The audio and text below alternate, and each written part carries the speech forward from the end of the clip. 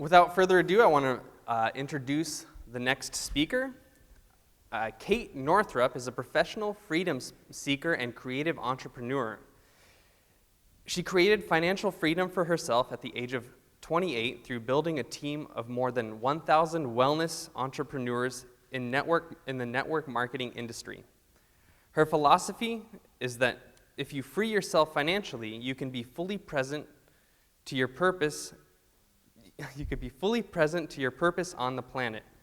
She's currently writing her first book, Money, A Love Story, and it will be out with Hay House in September of 2013. Please help me welcome Kate to the stage.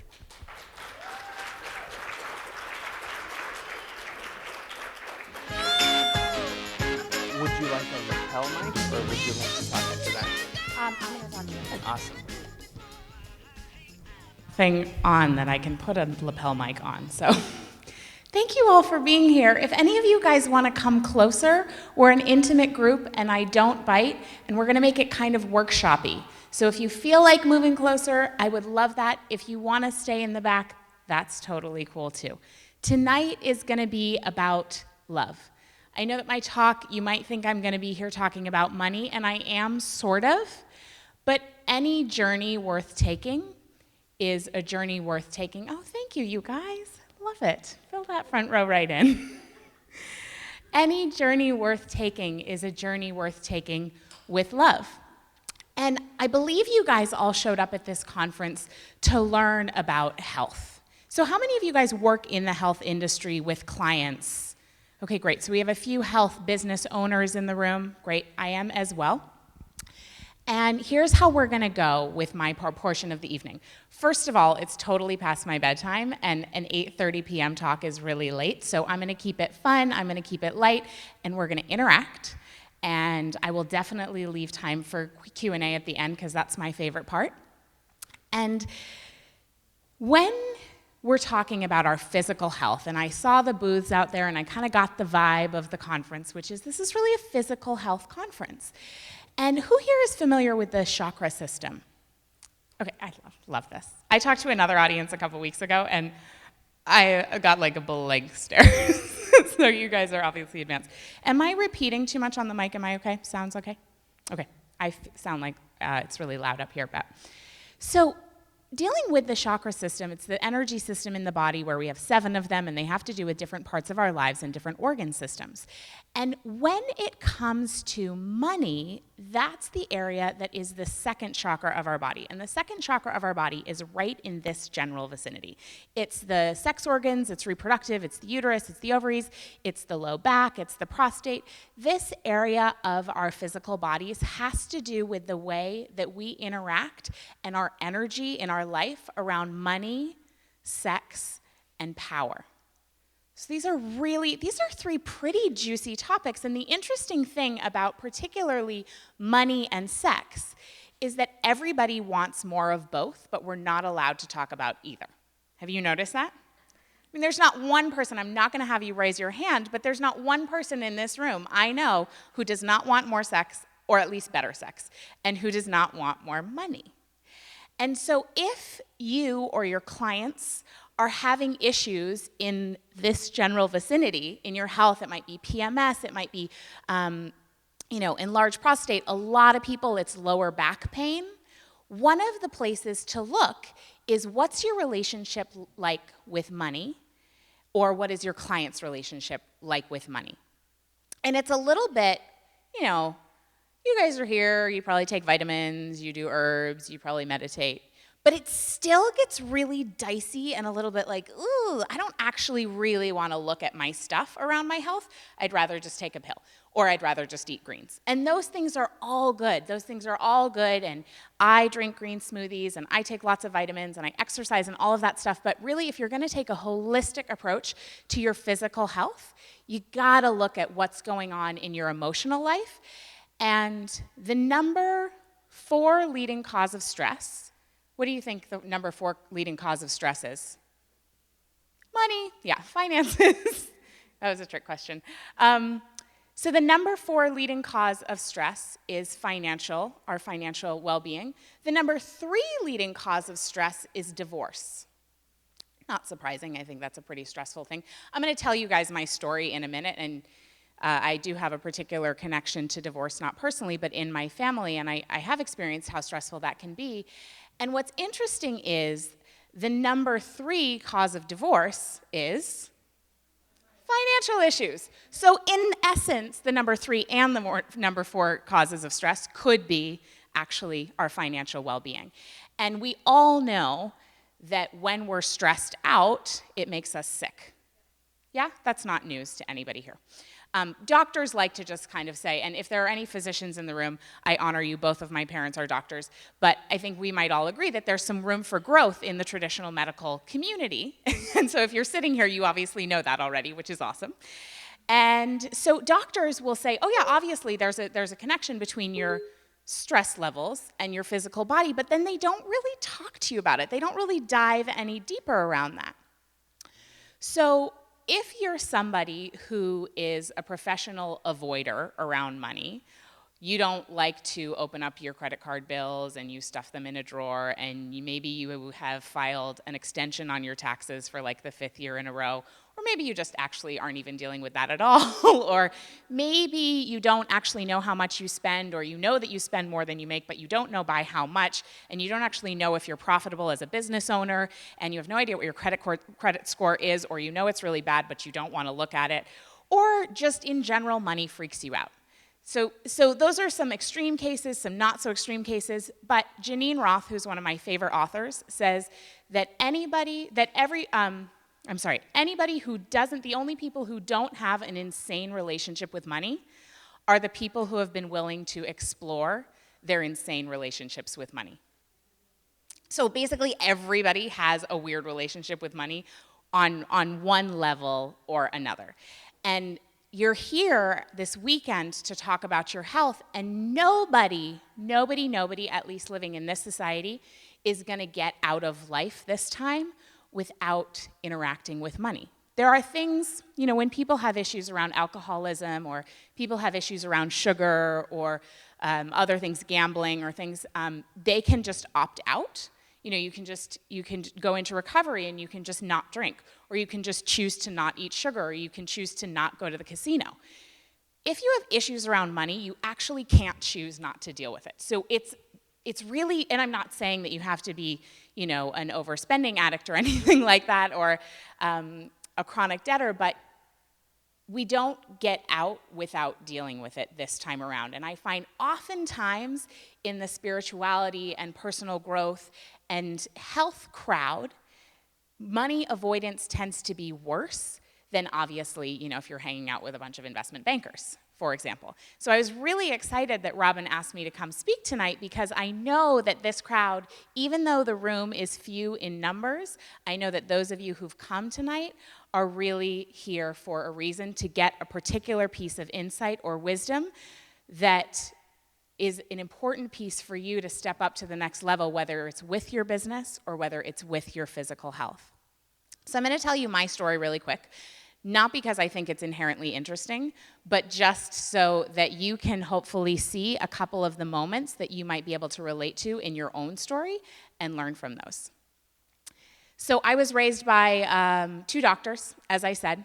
I grew up, kind of well off. We didn't, I got to go to ballet classes and do the things I wanted to do. But I noticed that in my house, money was never discussed. Did anyone else have that experience? Was money talked about in your? Yeah, okay, so that's fairly common. And in a moment, I'm gonna have a little interaction and have you guys come up to the mic and share some of the things that were said about money in your household, because those have a huge impact on what's going on in your life about money.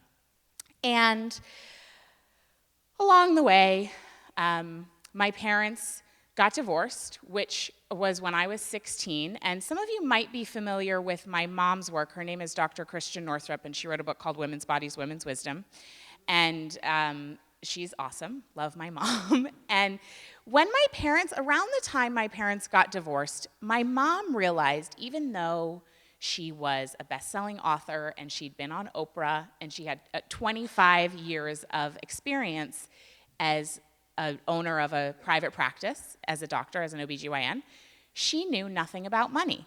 But she was a daughter of the 50s, and her mother, my grandmother, her only choices were you can be a nurse, you can be a teacher, or you can be a mom. And then my mom's generation, there were far more options, but there's no moment in medical school where they teach you about money. And there was this assumption that a man would just be better at it than her. And when she met my dad, he's tall and handsome and smart, and she just figured, oh, great. I don't have to deal with this, so I'm going to just give it all to him. And she did for 24 years, and that can work really well for some couples, but the truth is that I don't really know exactly the statistic, and I really hate to repeat it out loud because I do believe that we create our reality with the things that we talk about, but divorce rates are high, I'll just say that, and the average age of widowhood is 56. That's so young, right? Isn't that so young? And so if you're a woman or a man, it doesn't matter, who is giving all of your financial power away to your spouse or a significant other, or a parent maybe, or, there are lots of ways we give our financial power away, and I'll talk about the way I did. And it's really just a good idea to notice that and to be aware of the fact that there's probably going to be a moment in your life when you have to get it together. And so you might as well get it together now before that moment comes along, because none of us do well making great decisions in a crisis. Because we're freaking out, and our amygdala is going nuts, and we're doing the fight or flight thing, and we don't make smart decisions. So it would be a great idea to get it together financially now, which may just mean, it doesn't even mean you have to be in a financial disaster. It may just mean paying more loving attention to the money you already have, as a way of appreciating it, as a way of practicing gratitude, and then as a way of attracting more, and also being able to become a better receiver and a better giver, because it's really all about that flow, which I will dive into a little bit deeper. So there my mom was. She was 50 years old, and suddenly she had 2 mortgages to pay for, 2 private educations, and she was afraid she was going to lose the house. She went from, a dual income family to suddenly she was responsible for all of it herself. And she had never bothered to find out what the investment accounts were and where the savings was and how much the mortgage was or any of that stuff. She always just thought it was so boring. Has anybody else had that experience of thinking that money is boring or over your head, all the financial terms? I see a few nodding, and then I see some people saying, no, I have not had that experience. So awesome. I personally have had that experience. And so she had to get up to speed about money really, really fast. And at the time, I was 16, and luckily, for whatever reason, I had an insatiable appetite for books on personal finance. I don't know why, I was totally nerdy, and I just thought it was awesome. So my mom was reading books like Think and Grow Rich by Napoleon Hill, The Dynamic Laws of Prosperity by Catherine Ponder, The 9 Steps to Financial Freedom by Susie Orman, and Rich Dad, Poor Dad by Robert Kiyosaki. So those are 4 books I highly recommend. I'm happy to write them. I won't write them down, but I'll tell them to you so you can write them down. And she knew she needed to get really up to speed fast. At the same time, interestingly enough, I don't usually tell this part of the story, but here we are. She had developed a fibroid tumor in her uterus about the size of a soccer ball. So we're talking, it was huge. She looked pregnant. And when this was all during the divorce and during the financial upheaval that comes from that experience. If anybody's been through a divorce or been around that, you know that it comes with a lot of financial upheaval. It doesn't have to be a nasty divorce in order for that to just get a little uncomfortable. And so she had developed this physical blockage of energy as a result of the stress around money and the stress of this divorce. And she knew that she needed to get it together financially because it was a major area where she had given away her power. So that was awesome. My mom got it together, and I witnessed that, which was really great. But I also witnessed at that time how stressed out she was during those few years when she was trying to learn everything. And I really made a vow with myself, and I didn't realize this until recently. Sometimes we make these unconscious contracts, and then we don't realize until we're playing them out in our 30s or whatever. We're like, oh, wow, that's interesting. I don't even remember signing that document. But I really made a vow that I would never be in that same position where I felt disempowered around money because of a man. However, what was interesting is sometimes we play things out that we're repeating familial patterns or repeating things from our lineage that there's a great book by Doris Cohen called Repetitions. If you feel like you might be playing out some sort of pattern from your family life, that would be a great book to check out, Repetitions. And so a couple years after college, I decided to go into business with my mom. So I had started a business when I was 18. My bio says, she created financial freedom when she was 28, and it sounds really fabulous, but it was not all sparkles and rainbows. I can tell you that. It was a windy journey, and I'm out on the other side. But for those of you who are sitting here thinking, I am just not good with money, or I'm a healer, and I just don't care that much about money. Or it's really not spiritual to think or talk about money or to want money, so I'm just not going to deal with it. If you're thinking any of those thoughts, I want you to know I've had all of those thoughts, and I managed to, after college, I moved to New York City, and I managed to get myself, despite this fabulous financial education I had given myself when I was 16, I got myself into about $20,000 worth of credit card debt. It was not a pretty thing. It was really not a pretty thing, and it was really embarrassing, in fact. And so I had started this business when I was 18 in the network marketing industry based on the fact that my mom and I had read Robert Kiyosaki's book, Rich Dad, Poor Dad, and he said, if you want to learn about business and residual income and get some really good training, you should spend 5 years with a good network marketing company. So I thought, okay, that's cool. So I did that. And when I was about 26 or so, my mom and I decided to go into business together in partnership with this particular company that we were representing called USANA. And I thought, this is going to be fabulous because my mom has a really wide reach and she's able to reach a lot of people, and I'm really good at the logistics of the business and really the operations of it and the behind the scenes stuff. So with our partnership, we can help a lot more people, we can have a wider reach, we can grow our business. This will be fantastic. So there I was running around New York City, and I had my little rolly bag of wares, and I was promoting and I was teaching seminars for women about creating financial freedom, and I was growing a little bit of a reputation in New York City as this young woman who had these skills, and isn't this exciting, she's an entrepreneur. But behind the scenes, part of my agreement with my mom around this business was I will live in an apartment that my mom owned at the time. I would live in an apartment that my mom owned at the time. So behind the scenes, I felt like a huge fraud because I had $20,000 worth of credit card debt, and I was living basically at my mother's house. Even though I wasn't living with her, I was living in this apartment. And the in front of the scenes and the behind the scenes just didn't match up. But despite my best efforts and despite reading books and attending seminars and knowing that I needed to get it together, I just couldn't find the willingness to do it. You know how sometimes you have to change something, and yet day after day you just do the same old thing and you can't actually figure out why you won't do the thing it's really obvious? Most of the time, our behavior that's not healthy for us emotionally, physically, or financially is not due to a lack of information. We have so much information. Everybody has Google. You can find out anything you want to know. Generally speaking, we're not overweight because we don't know what's healthy for us. We are just not able to take the actions. So I'm going to give you guys the secret key that changed everything and allowed me to get into action around my money. And it wasn't anything that I learned in any of those books I read, and it wasn't anything that anyone had ever told me would help with the money. And I was kind of drowning in my lack of financial attention, and just, it felt really awful. So one day, I was on a plane from San Diego to New York City, and I was journaling. And this is just a note: when you're on a plane, bring a journal, because I used to think this was in my head. I actually told this story, and I feel like when I'm up in an airplane, I get really good insights. And I used to think, I don't know, maybe I'm closer to God, maybe I'm just channeling because I'm up there or something. I don't know.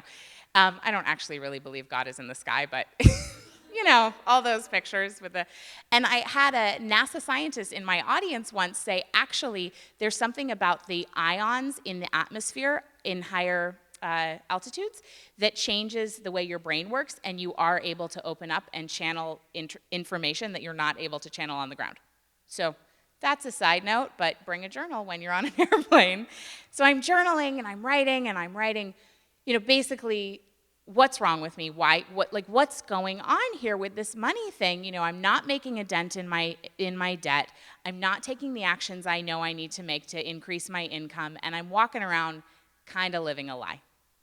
So in that journaling, I realized as I was writing that all the traditional wisdom I had learned about financial well-being was, spend less than you make, and whittle down and shave off expenses and cut that and stop eating out and wear ugly shoes and don't, shop at Goodwill and all that stuff. And it just, honestly, it felt icky. It felt like lack, and it felt like limitation, and it felt like I was gonna have to wear corduroy, ugly calico jumpers and orthopedic shoes, and I wasn't gonna be able to have any fun.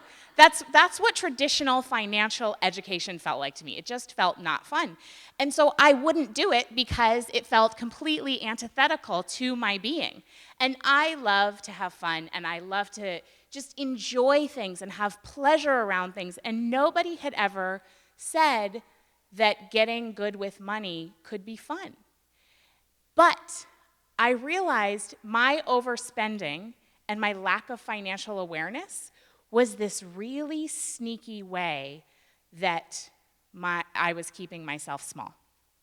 And the way it was a lack of self-value showing up as not opening my credit card bills, not tracking my expenses, not even really knowing how much I made, which got me deeper and deeper into debt. So when I realized that my lack of financial awareness was directly connected to areas in my life that I wasn't valuing myself and I wasn't loving myself, everything turned around.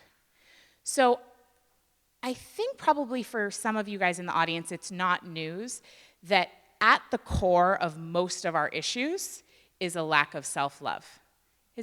Maybe it's news to some people. At least that's what I think. I'm not the world's leading expert on anything, but I have found that the more I love myself and the more I'm able to value myself, the more everything in my life works out, and the more I'm able to give more love, which really I think is our purpose on the planet. And so, from that moment on, I began to take loving actions around my money and more self-valuing actions in my life. So I realized I was in this business partnership with my mom, and I had wanted to hook my wagon up to hers because it felt safe. And she had already gone out there and been scared and freaked out and gone outside her comfort zone and created something. And I just thought, oh, it would be so much easier to just attach myself to what she's doing than to get scared and do my own thing. And when I realized that I was keeping myself small by being in that relationship, business-wise, obviously not by being in a relationship with my mom, because she's one of my best friends, but by being in that business relationship, then I realized, you know what? If I'm keeping myself small and I'm being smaller than I could be in this relationship, then clearly it's keeping her small too. Because we can't actually be in a relationship that's not working for us and have it really be working for the other person too. So many times we think, oh, I have to have that difficult conversation, and this is exactly how I felt. I knew a couple months before we actually had the conversation that it probably wasn't going to work out, and this happens when you need to break up with somebody, it happens when you need to fire somebody, it happens when you need to quit your job, it happens with friends all the time. There's these bummer. I'm like, I probably shouldn't swear. Bummer. I have to have one of those icky conversations. But the good news is, every time you're willing to have the conversation to set yourself free, you set the other person free every single time, even if they don't know that in the moment, even if they never know that, quite frankly. But, they'll thank you on the other side. But most of the time, in a matter of, sometimes moments, sometimes days, sometimes years, we all can look back, I think, also at those moments when somebody else had that difficult conversation with us, and we can thank them for setting us free for whatever reason that was. So we had that conversation. It basically came down to, hey, Mom, this isn't working anymore. And she was like, that's cool, Well, I angst about it for months and months and months, and when we actually had the conversation, it went great. So I went out on my own in business, and in a matter of months of that time, I paid off all of my debt in one fell swoop, increased my income by 200%, increased my savings. I ended up getting a book deal, and I fell in love with a really great guy, all within a matter of about 3 months. And it was because I took the bold step of letting go of the thing that I had disempowered myself around with money, which in my case was not Prince Charming, it was my mother. However, everybody has, I don't want to say everybody, many people have a Prince Charming. And it might be an actual guy, but one of my favorite, there's a bumper sticker from this great women's financial website that says, "A man is not a financial plan." It's 2013, right? So you would think, there couldn't possibly be women who are still thinking, I'll just marry a rich guy. But I can tell you, I went to Brown University, which is one of those fancy pants schools where you think that all the women there are smart, And I can't even tell you the number of girls that I would meet, and I would ask them what they were studying, and I was so excited every year when we got the course catalog, and they would just kind of have these blank stares, and I would ask them, what are you studying? What are you doing here? And what's your major? And all this stuff. And it became very clear after a few moments of conversation that they were there to get their MRS degree.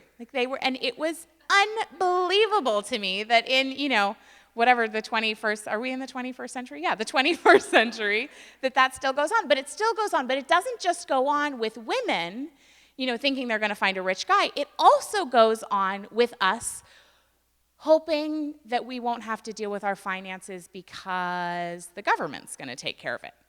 That Social Security thing is really going to take care of you over the age of 65, right? Or it might be a great company. How many people heard this growing up? Work hard in school, get good grades, get into a really good college, work hard again, get good grades, and then get a high-paying job with a great company that's going to take care of you for the rest of your life. Yeah? Okay, so how's that going for us? How many people still work with the same great company that they got hired by right after college? Okay, we have 3, 4. Okay, 4. This is not a huge audience, so that's actually statistically pretty good. I recently spoke to an audience of over 100, and there was one person in the audience who had had that particular experience. And unfortunately, for those of you who have kids in the audience, hopefully you're not doing this, but this is still the same BS that we're feeding our children. It's insanity what we're teaching as financial education. Financial education is work hard in school, get straight A's in a system that's completely bogus and means nothing about real world success, and then expect somebody else to take care of you for the rest of your life. Yeah, awesome. So, for many of us, our Prince Charming is a job.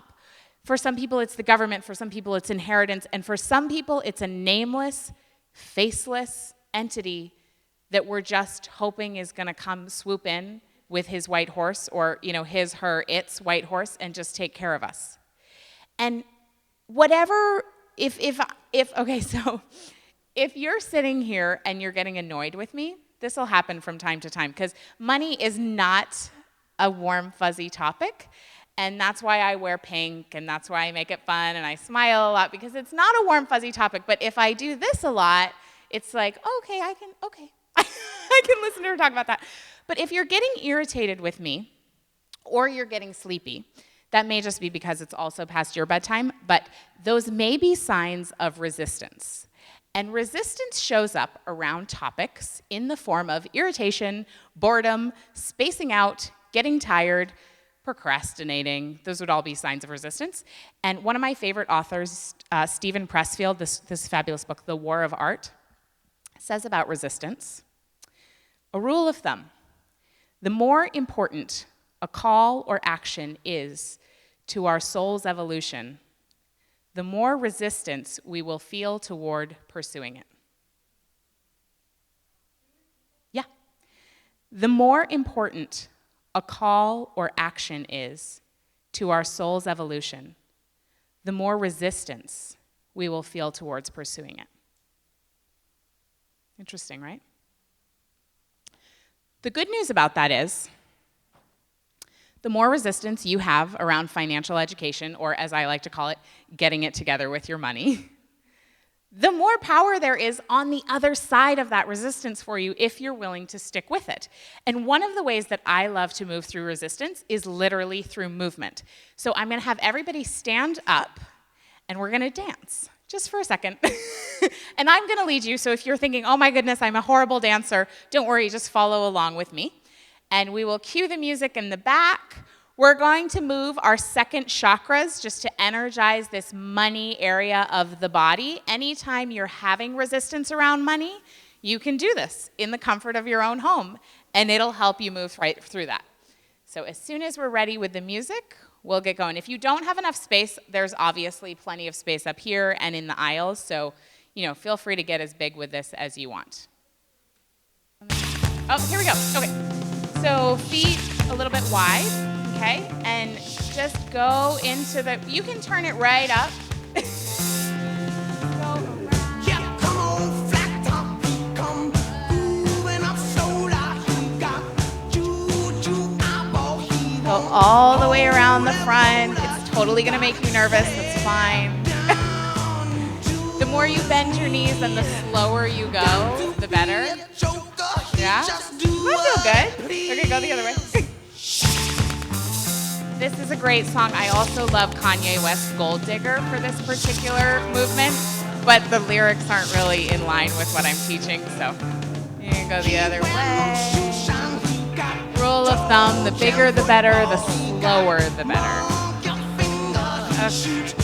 And it's even better, you guys are doing great in the front row. It's even better if you actually touch your hips. You can even do like one of these, just down the front. It's money and sex, so. Okay, great. Good job, you guys. You all look awesome. Thank you for participating. So I'm serious about when you're feeling resistance, do that. Do that. Other great ways of moving through resistance are admitting that you're experiencing resistance. So that's a good one. Just admitting that you're experiencing resistance. So you have a choice when your mind starts to tell you stories about why you can't do something. You can either listen to those stories, and my friend Josh Peiss teaches a class called Committed Impulse, and he says that if we follow our mind, if we follow our thoughts down the path that they're going, they will inevitably lead you to, I suck. They just will. Doesn't matter if you're Michelle Obama, the Dalai Lama, or the guy on the street corner. If you follow your mind long enough, it will tell you you suck. And there is no amount of mindfulness, meditation, or changing our thoughts or affirmations that is going to change the monkey mind. However, the opportunity is always to witness and say, oh my goodness, my mind is telling me right now that I can't have what I want financially, that I can't make the kind of money that I want to make as a healer because my mentor never made that kind of money. And so I have this story going on that just as a healer, you can't make that kind of money. Or it might be telling you, well, my parents never made more than $40,000 a year, so I can't make more than $40,000 a year because I don't want to upset them. That's a very common one. We'll reach this earning threshold, that's just about where your parents got to. And then jumping up past that feels super duper uncomfortable. So that's a common one. So any of these times that this is happening, you can just acknowledge it and then get present in the moment. And getting present in the moment might include doing some hip circles. It might include taking a walk around the block. It might include noticing in your environment. I love this one. This is from Abraham Hicks. Noticing in your environment something you can appreciate. This works every time to get you out of stinking thinking and to get you into the present moment. And when it comes to money, we made it up as human beings. So money doesn't exist. It's not actually a thing. Other things you could say, okay, well, this is actually a stage and this is a leg and whatever. But money, as human beings, I think dating back to the 3000 BC or something, was the first time that there was a documented case of people referring to money. And we just made it up as this value for value exchange because I said, this projector is worth, I don't know, $89. I have no idea how much it costs. $89, and therefore I am willing to part with $89 worth of value that I have earned because somebody else thought something that I did or gave them was worth $89. So it's completely subjective. We made it up, which is why money is one of the best opportunities to look at how we're dealing with energy in the world and how our emotional health is playing into that, because money is just energy. It's just the energy of what we value. So if you're wanting to get better with your money, there's a couple of key things that you can do directly related to that. Number one, you can learn to value yourself more. I told you my story about how I realized I wasn't valuing my own voice by being in a business relationship where I wasn't able to actually kind of, spread my wings and use my own voice. And as soon as I broke away from that and began doing my own writing and began creating some courses and doing some other things, I increased my income by 200%. As I said, paid off $20,000 worth of debt in one fell swoop. It was, people are like, well, what debt repayment plan did you use? I was like, well, I used the I value myself debt repayment plan. And what's great about that is it works every time, but there's not really a protocol. So one of the things you can do, super, super simple, before bed at night, you can have a gratitude journal, which is fantastic for increasing feelings of abundance in your life, but you can take it a step further and write down 3 things that you value about yourself every night. So in Sean Acor's book, The Happiness Advantage, he talks about creating habits that actually change our physiology and help us feel happier. And the reason we all want money, or the reason we all want anything, is not because we want the actual thing, because nobody can curl up with dollar bills. It's not sexy, it's not warm. We don't want it because of the money. We want it because we're hoping that it will help us feel a certain way. And that certain way is, honestly, I know everybody says money can't buy happiness, but I don't care who you are, you still want money because you think it's going to make you a little happier, right? Or you hope that giving more to charity is going to help you feel a little happier, or you hope that having a home on the ocean is going to help you feel happier, or being out of debt is going to help you feel happier. So it's not that you think that money is going to help you feel happier, but the thing that you want money for, right? So Sean Acor in this book, The Happiness Advantage, talks about how we can form these habits. And he says, if you actually do 3 unique things that you write down every night, you write down 3 completely unique and new from last night things that you're grateful for, you can actually increase your happiness. If you do it for 21 days, it forms a new habit. But I really like to take it a step further and do 3 things that you value about yourself every night for 20 days, 21 days. And that will form a new habit of, throughout the day, noticing how valuable you are. When you notice how valuable you are, you make different types of choices. And those types of choices include leaving relationships that are no good for you, asking for a raise, raising your rates, not taking icky clients anymore, and leaving more space in your schedule for the clients who treat you well and really appreciate you and give you 10 referrals a month. So all of these choices come from knowing our worth. And the only way to get the world to start knowing your worth and noticing your value is by starting with yourself. Because we have to train the world how to treat us. And so when you value yourself, you're also able to give more value to the world. You know, if you've got a cup and you're trying to pour somebody a beverage, if you have nothing in your cup, you can't actually give them anything. It's empty. But if you have a cup that's overflowing, if you have a cup of self-value that's overflowing, just think how valuable you could be to the world. Because you can show up full and happy and in your pleasure and excited and enthusiastic and full of energy to your job, to your business, to your organization of choice that you give to charity, to your kids' school when you go in as a room mother and help out with the birthday parties, or as a chaperone on that field trip, or whatever it is, as a coach for your kids' basketball team. All of those things you can show up more fully if you value yourself. And so another really practical way of doing this is to become aware of how good of a receiver you are. So in finance, there's a give and there's a take. There's a give and there's an exchange, there's a giving and there's a receiving.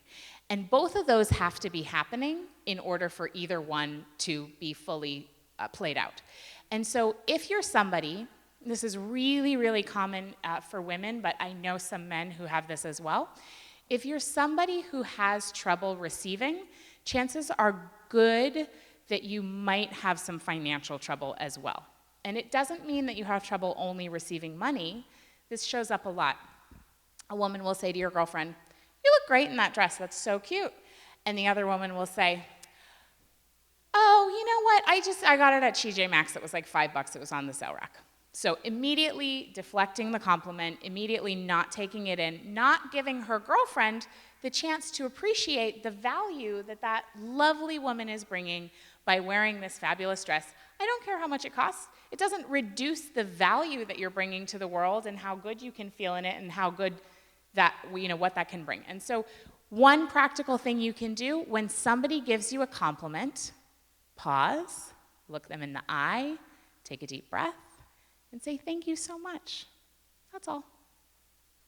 No extra part of that sentence necessary. So let's just try that out. Turn to the person next to you, and whoever has the shorter hair, give the other person a compliment, and you will just say, "Thank you so much." Okay, and then switch, because this is a pretty quick exercise, so go the other direction.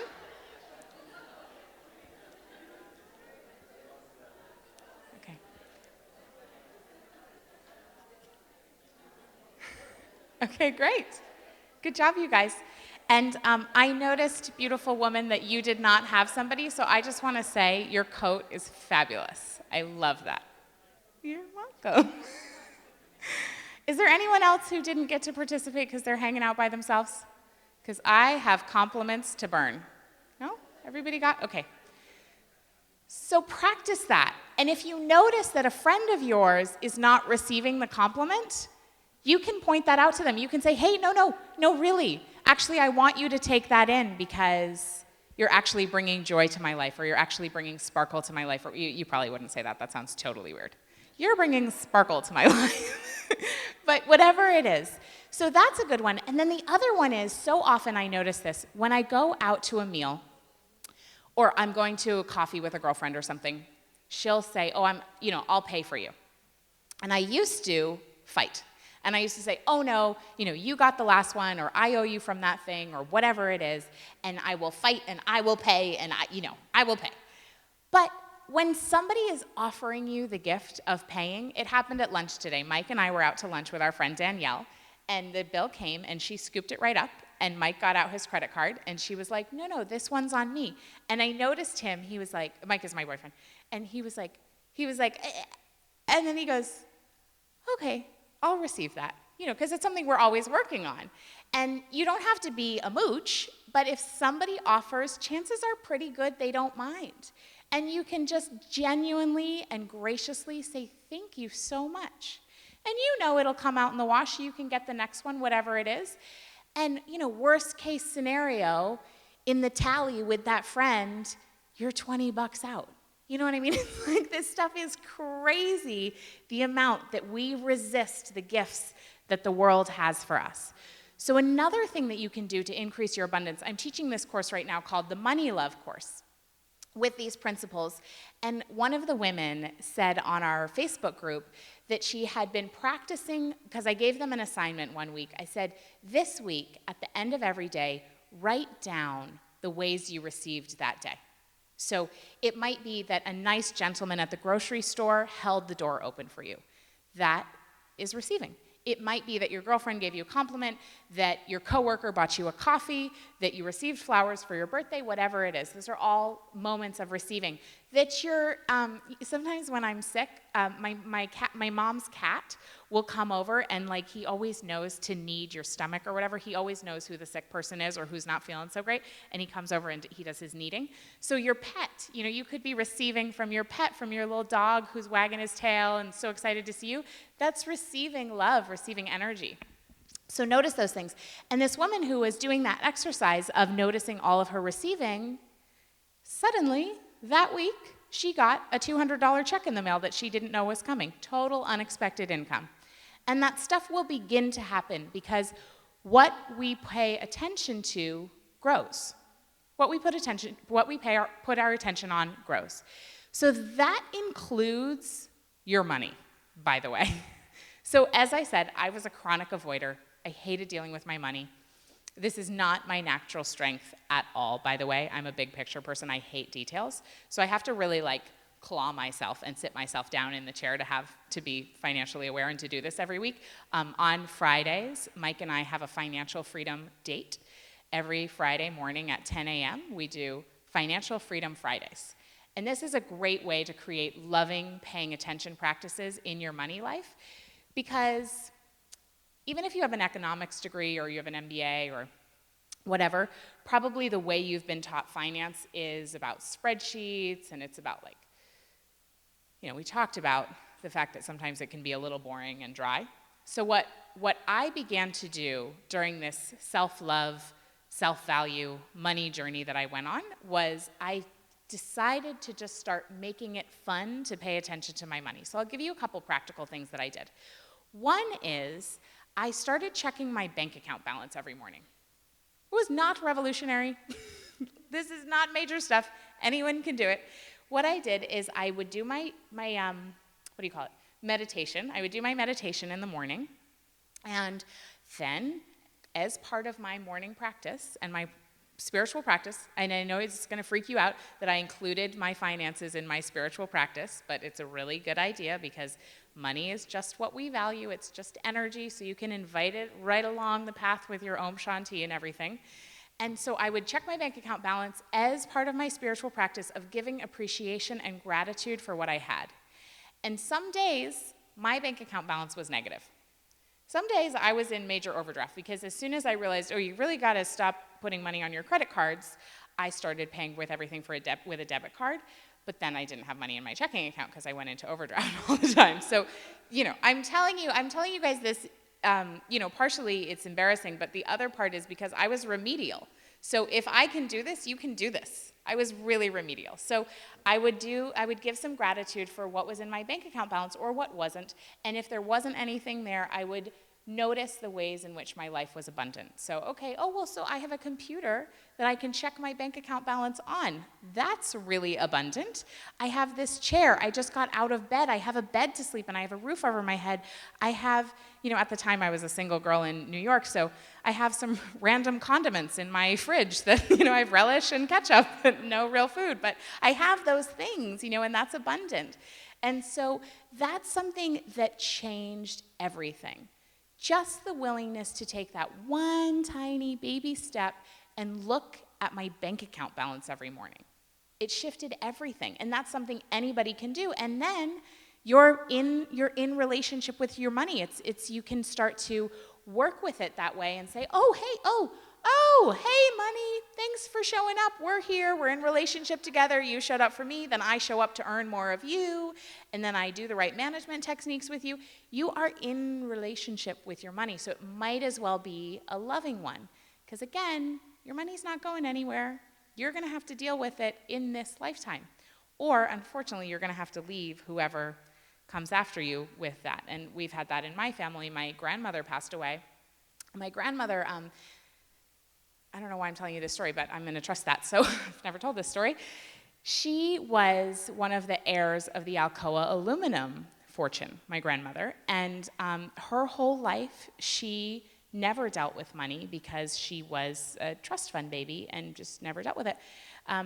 But because she never paid attention to it, my grandfather was a deal man. And nobody ever really knew what he did. He just would say, like, I'm a deal man. Okay.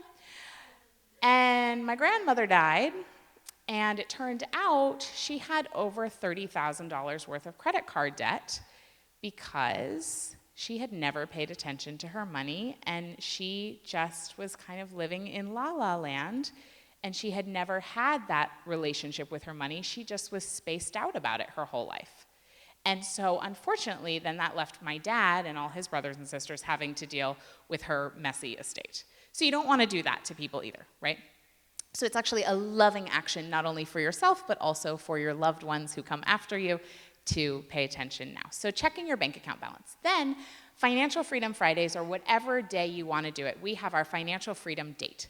And during that date, we don't do this as much anymore, but again, I was remedial. I had to make it really fun. So I would make sure to set the table in a really nice way, my desk, and I would get flowers, and I would get a wine glass and put some sort of pretty sparkly beverage in it with a lime, like some sparkling water, maybe a splash of cranberry for some color.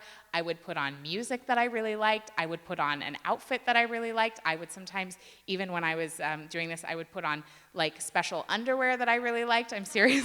The right shoes, a little lipstick. Because I had to make the experience fun and a little bit theatrical in order to show up, because otherwise I was not showing up for my money. And so that was my Financial Freedom Date, and I would go and I would track my expenses, and I would look at what bills I had coming in and what needed to be paid, and I would get things organized. And I actually began organizing my money in these really beautiful jewel-toned kind of metallic envelopes, and I got a filing system with a label maker and some stickers and sparkles because, again, remedial. Okay? So, but what happened as a result of playing in that arena and loving my money and loving myself and being loving enough with myself to do what it took to make it fun and to make myself show up, I started making a heck of a lot more money. And again, paid off the debt, did the whole thing with the business.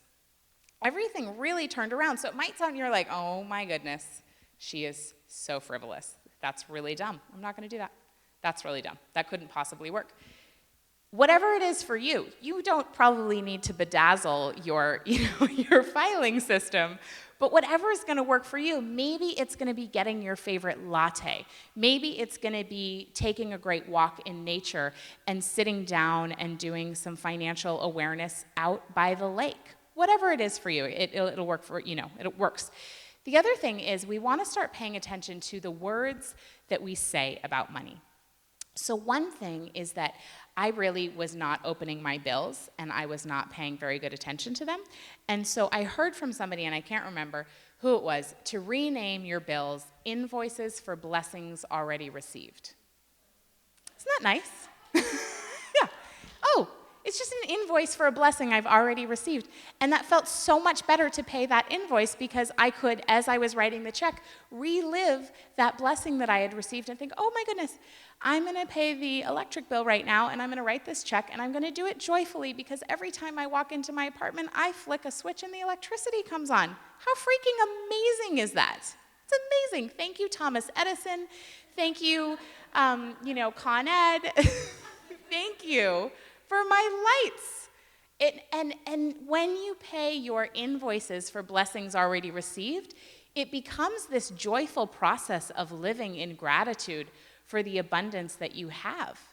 And then when we appreciate what we already have, more of that is able to come in. And That's just some simple law of attraction stuff. There's a whole thing going on, and we could get into quantum physics. I'm not going to, but there's actually a vibration of energy that happens in your body on an atomic level when you're feeling a certain emotion, and quantum physics proves that when you're feeling that certain emotion, that will attract that same vibration atomically of the energy in the universe. I'm obviously not a quantum physicist, but it attracts that same energy when you're feeling that way. It attracts more opportunities to feel that way. Really, really cool stuff. So, getting into gratitude, paying your invoices for blessings already received, doing your financial freedom dates. If you are coupled with somebody, if you have a partner, I really recommend doing it with your partner. Now, for some people, that's so scary, because every conversation about money always ends in a big old fight. And when Mike and I first got together, that was definitely our experience. Every time we talked about money, it got ugly, but it didn't get ugly in like a fight way. It got ugly in, we both sort of shut down and stopped talking. And it was, that energy when nobody's talking about anything, but there's so much to talk about. It just felt really, really, really heavy. And we would just kind of not talk for a few hours and walk around each other like, oh my God. I hope nobody said, what, is he gonna talk? Am I gonna talk? Is he gonna talk? I don't know. And then we started doing this practice of just, coming together on Friday mornings, talking about what invoices for blessings already received had come in, what we made, what our expenses were, and just getting that clarity. And clarity, we can really have a tendency to go into vagueness around money. Just kind of like, oh, well, especially business owners in the health industry. I'm just going to pinpoint because I'm one of them. Okay, well, I sort of, I know that there's enough money in my bank account to pay my bills, so I must be doing fine. But that doesn't really tell you whether or not your business is profitable, or, I'm just going to put it on my credit card because there's not enough this month, or whatever. And we go into vagueness, and we don't know how much we made, and we don't know how much we spent, and we don't know what our overhead is, and all of these things. But clarity is power around anything. So clarity is power. And again, you'll have resistance in getting this clarity. I certainly did, in getting clear on what I earned and what I spent. But as soon as I did, it wasn't as bad as I thought. I wrote it all down, and I was like, I spend more than I make. That was not news. I knew that already.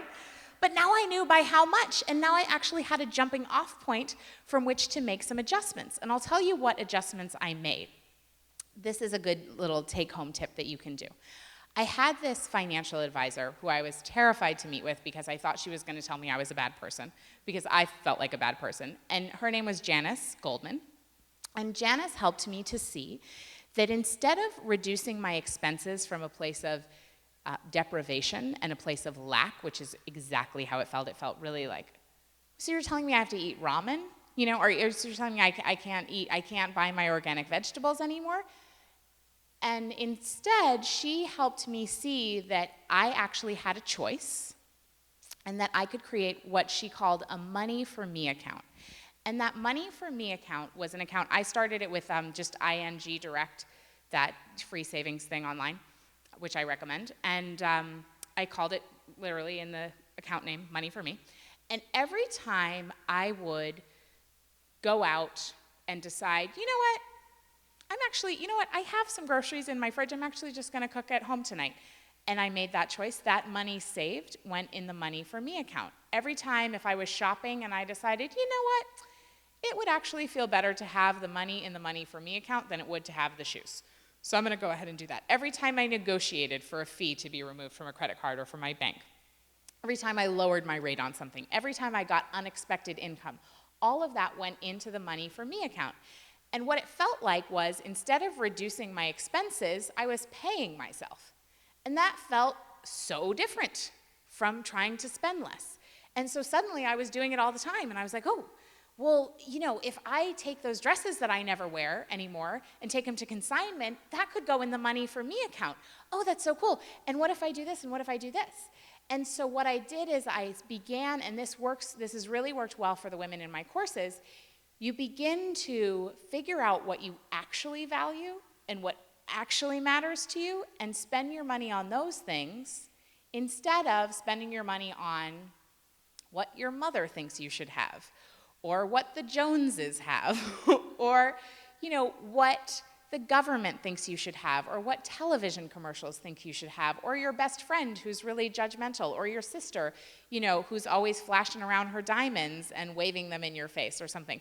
Those things are all, yeah? Oh, I'll tell you in 1 second. Great question. Stand by on that. I will repeat her question. So when you begin to spend money on the things that really do it for you, that really turn you on, that you really value, our money is meant to be spent on what we value. And if you spend it on things that you don't actually value, you're screwing up the whole exchange system. You're screwing up the flow.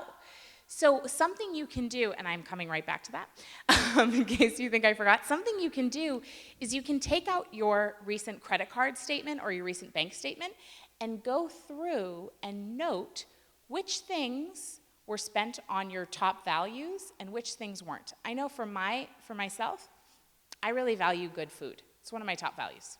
So when I was doing the Money for Me account, and when I was first trying to get more money in the Money for Me account and less money going out the door, for me, eating out with girlfriends and having amazing food is actually an extremely high value. And my cost to feelings of abundance ratio on that is really high. So I can get a lot of bang for my buck out of a $25 dinner in terms of feeling abundant.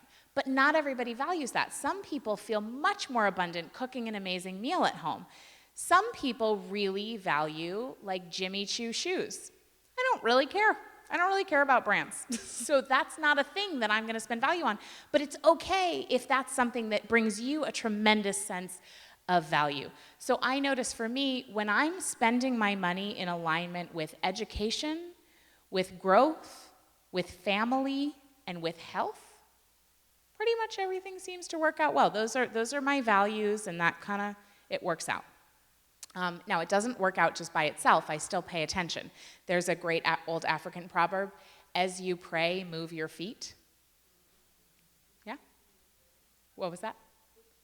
Put feet to your prayers, a great other way of saying it. As you pray, move your feet, or put feet to your prayers. So I was raised in the metaphysical community, a lot of spiritual talk, a lot of chatting about affirmation and prosperity mindset and all of those things. And so I kind of thought, oh, well, if I do enough prosperity affirmations, and if I feng shui the right corner of my house, and if I just act as if I have the amount of money that I want, then it will come to me.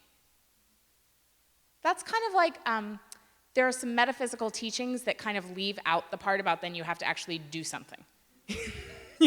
You have to actually leave your house and apply for the job if you want to get it. You have to actually pay attention to your expenses if you'd like to reduce them, things like that. So as you pray, move your feet, that applies when it comes to money. So to answer your question, how does that actually work? So the money goes into this Money for Me account, and then what do you do with it? Well, at the end of the month, you can choose to do with it what you desire. So I would plan to, if it were me, I would spend it on paying down debt. Well, that's what I would have done at the time. I would spend it on maybe putting it in savings, investing, spending it on something that you really value, that you're saving up for. Maybe it's a great trip with your mom, and you never get to spend time with your mom, and that's something you really value, and you want to save up for that, so you're going to put that extra $50 a month or $100 a month from the Money for Me account in that account, whatever it is. Does that answer your question?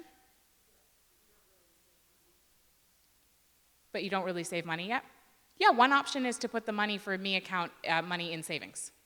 Absolutely. And one thing, a lot of financial education teachers, again, this comes back to be careful about how you talk about money, will say that you want to have an emergency fund. I really don't like calling it an emergency fund, because if you have an emergency, guess what you're going to have? An emergency fund? You're going to have an emergency. You are. So what you're attracting, you are attracting emergency. So I like to call it a surprise fund or a cushion fund, because life is full of surprises, and sometimes they're really great. So sometimes your girlfriend is having a 40th birthday party across the country, and you would like to surprise her. And you have some money in your surprise fund, and you don't have to go into debt to pay for that plane ticket. Sometimes, surprise, your kids needs braces. and then you can pay for it from the surprise fund. Sometimes, surprise, your roof has a leak, and you can get that taken care of. But sometimes, you want to surprise yourself with a pedicure, and you could do it from there too. But no, I probably wouldn't spend my surprise fund on a pedicure. But so do have that fund. But a cushion fund is a really nice way to say it, or a surprise fund. So we all want a nice soft cushion, and that feels really nice to fall back on. And then, what I'd love to do now, how are we doing on time? Who's keeping time? What time is it? Oh my goodness. It's time for Q&A. I have spoken long enough, so I'm going to just, one thing, I did hear the nice gentleman talking about the interwebs before. So if you want to dive deeper into this, please do come over to my website. I have a money love quiz that's 40 quick yes or no questions that you can take, and you can find out what your relationship with money says about you at katenorthrup.com. So I do recommend checking out that and some resources. And then let's have questions. Yes, so I think we need to, before you talk, let's get a mic, or you can just come right up here to this one, or you can come to me.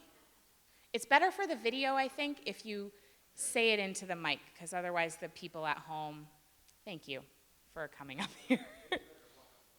It's better to walk up to the mic? Okay. How about everybody just, so you can come on up, and if anybody else has a question, you can just line up behind her, and then we'll just take it like that. Okay. All the way up. This is a really good practice of valuing yourself and your voice. So Hello, everyone. hello. Okay, so my question is kind of relating to what she had said. Yeah. And I thought she was going to ask a different question. So, like you had said that, if you renegotiate on your interest for your credit cards and stuff, so sometimes it's money that you're saving. Yeah.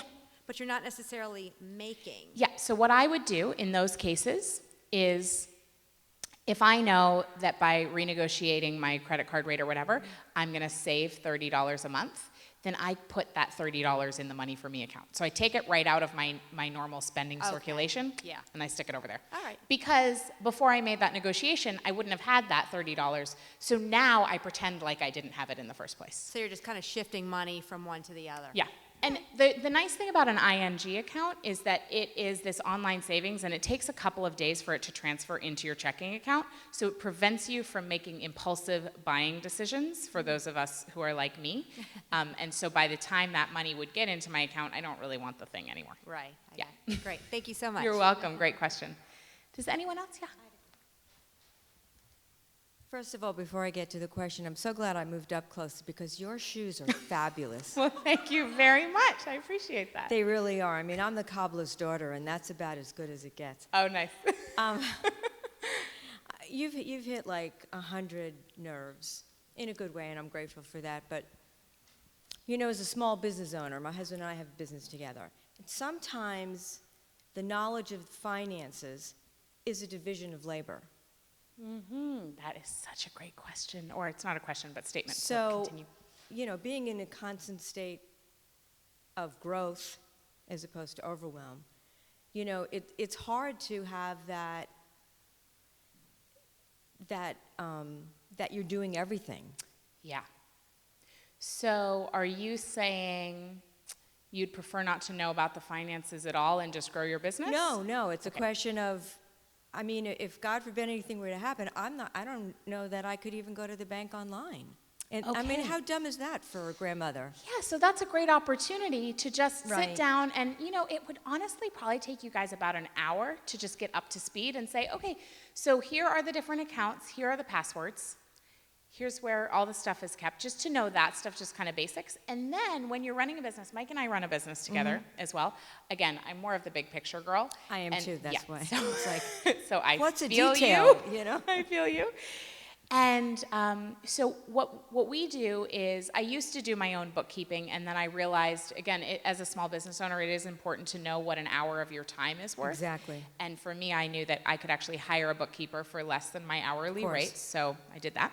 And so what we do is we just make sure that we stay on top of those things, to look at our profit and loss for the month, and to look at our income, and to look at our expenses, and just keep an eye on those things. It's not that you have to be like in the weeds you don't have to enter in the thing in QuickBooks, but you do kind of got to know what's coming and what's going. Right. Because are you in business to make money? Oh, yeah. Oh yeah.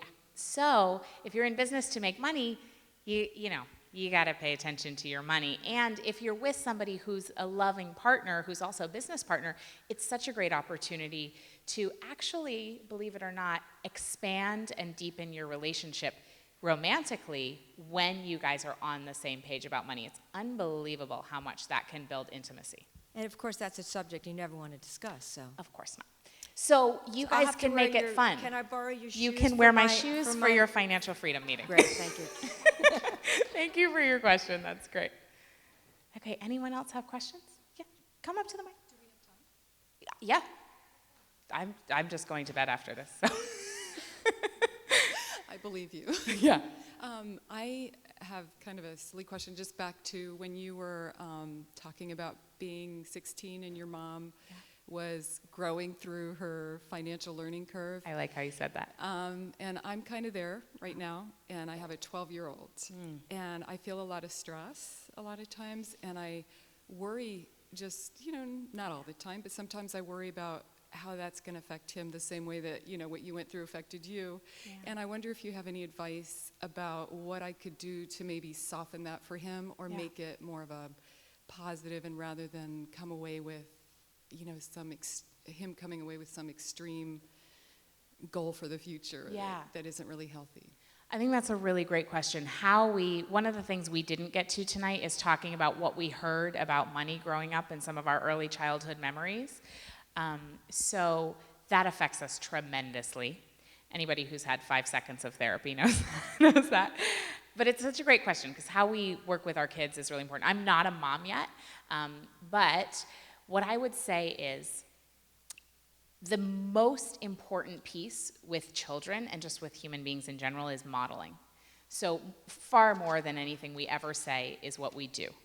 And so if you are having your son see you taking positive financial awareness actions like reading books about financial well-being, renaming your bills invoices for blessings already received, speaking out loud gratitude for the ways in which your life is abundant, speaking out loud ways that you value yourself and modeling that for him. And really keeping the, one thing I didn't say yet, which is worth saying is, instead of saying we can't afford that, which is very common that we say either I can't afford that or we can't afford that to our kids, you can say instead, we're choosing not to buy that today, or I'm choosing not to buy that today because we're going to do this with the money, or because we're doing this instead. And so I'm choosing not to buy that is a really powerful phrase to say versus I can't afford that, because it puts you in the driver's seat and you're suddenly making a choice instead of being victimized by your financial reality, because we all created our financial reality. And so your son will see you making those choices, and he will see, oh, this is an abundant world. I can value myself. Look at how awesome my mom is. She's grateful every day. So those are my recommendations. And then there's a great, I think Robert Kiyosaki has he has a book called Rich Kids, or he has his game Cash Flow for Kids. Kiyosaki, Kiyossaki, Robert Kiyosaki. If you go to richdad.com, he's got some great resources there. So I think he has Cash Flow for Kids. Great, thank you. Thank you. Anyone else have questions? Are we complete for the night? So what I'd like you to do, I talked about a lot of different action steps, and what you can do is just pick one, because the biggest impediment to taking action is overwhelm. And so, I don't know how many things I said to do, but probably at least 6, and that's just too many. I did those things over several years. So just pick the one, and if I had to pick for you, I would pick the checking your bank account balance every morning, because it's super practical, but that you can add it in with a side of the spiritual with the gratitude practice. So that's what I recommend, and thank you so much for coming out tonight. Enjoy the conference and have a great evening.